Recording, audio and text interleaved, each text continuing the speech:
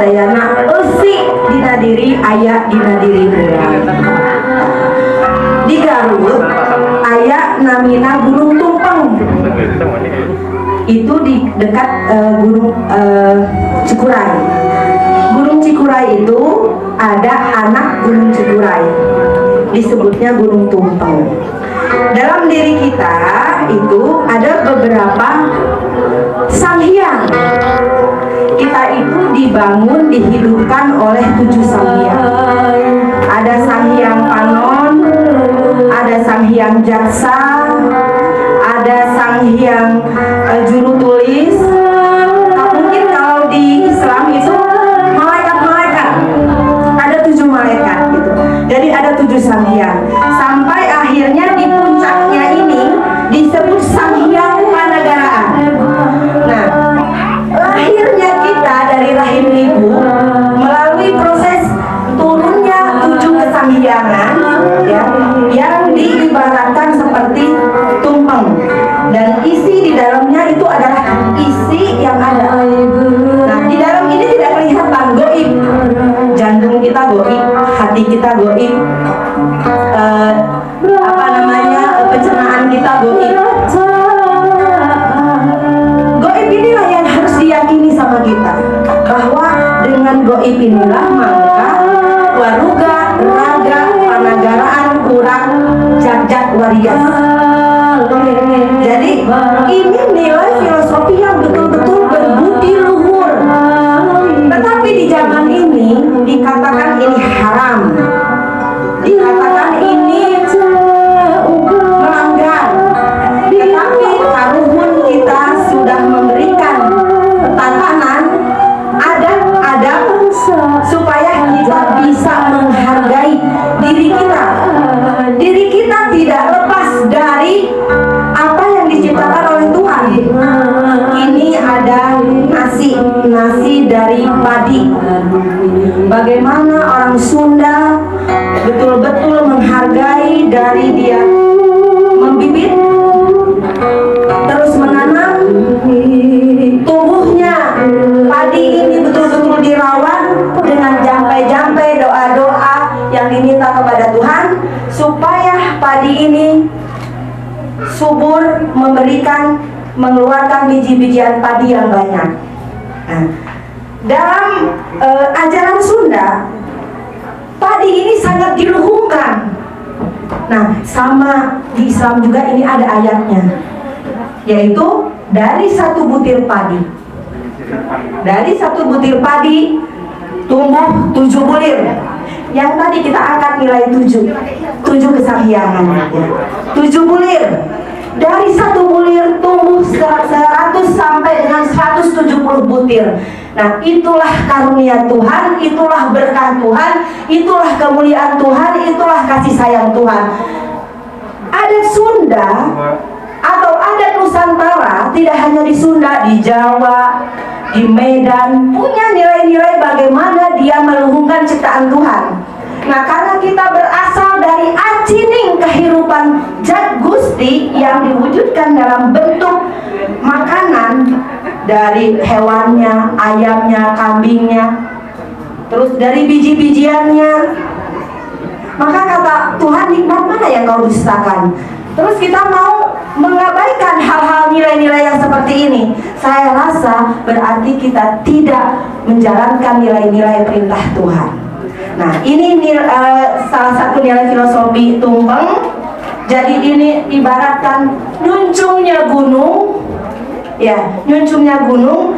Proses nyuncung ini ada tahapan sampai kita disebut jadi negara. Kita itu jangan mikirin negara dulu yang negara besar, tapi negara yang ada dalam diri kita ibaratkan seperti tumpeng. Seperti itu.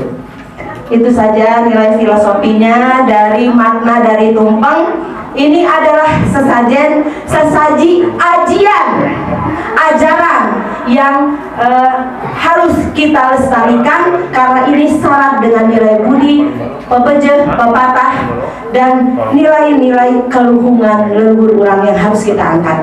Jadi kita jangan lagi mengatakan bahwa ini haram. Kalau haram berarti kita mengharamkan ciptaan Tuhan. Masa kita manusia mengharamkan ciptaan Tuhan? Kita jadi manusia yang tidak berterima kasih kepada Tuhan. Jadi inilah bentuk adab, adat, tata, titi. Kita sebagai manusia meluhurkan nilai ataupun apa yang diciptakan oleh Tuhan kita. Gusti kersa, inilah kersani Gusti untuk kita manusia hidup. Disinilah acining jadat Tuhan itu ada. Jadi jangan kita mikirin oh dan Tuhan itu yang gak kelihatan, yang ini ari anu dituang kurang disepirakeun. Makanya ada istilah jangan membuang apapun nasi tidak habis satu dia akan menangis. Karena bayangkan dari satu butir ini, dari setinggungan padi menjadi 7 bulir. Dari satu bulir terciptalah biji padi menjadi 70 sampai dengan 140. Jadi kalau kita membuang ini berarti kita sudah membuang berapa biji padi yang kita buang. Berarti kita tidak menghargai karya cipta Tuhan. Inilah kersane Tuhan yang harus kita lestarikan dan harus kita puja, kita puji. Bukan berarti kita di sini menyembah selain Tuhan, tidak. Ini bentuk cara kita menyembah Tuhan, memuliakan apa yang menjadi ciptaannya.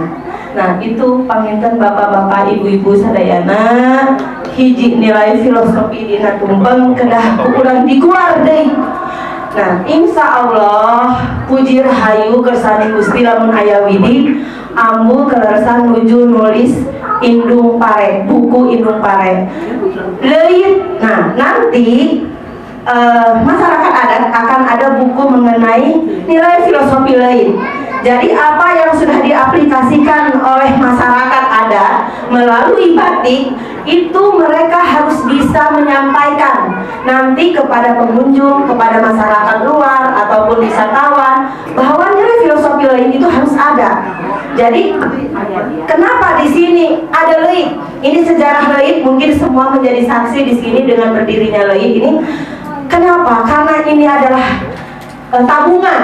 Leit ini adalah tabungan ibarat Indonesia mempunyai bank BRI, di mana kita harus rajin menyimpan, rajin menabung. Itu leluhur Sunda itu sudah mengajarkan. Supaya apa? Pada saat nanti ada bencana, ada peperangan, terus misalnya ada gangguan-gangguan alam yang lainnya, kita itu sudah punya leit, sudah punya tabungan. Itu maknanya ke sana. Leit itu jadi tempat menyimpan apa? Karena kita ini butuh makan, kita menanam, sudah menanam terus kita panen, kita harus menyimpan bibitnya. Makanya dalam ajaran Sunda begitu pertama dia panen itu harus menjadi indung pare yang harus tersimpan, yang tahun depan atau bulan depan itu harus menjadi bibit lagi. Nah itu mulia nilai-nilai budi kita. Jadi mohon apa yang menjadi cara ciri khas kampung adat yang ada dan terlihat jangan lagi dikatakan haram, karena ini adalah syarat dengan nilai-nilai budi pekerti. Begitu saja. Assalamualaikum, sampurasun.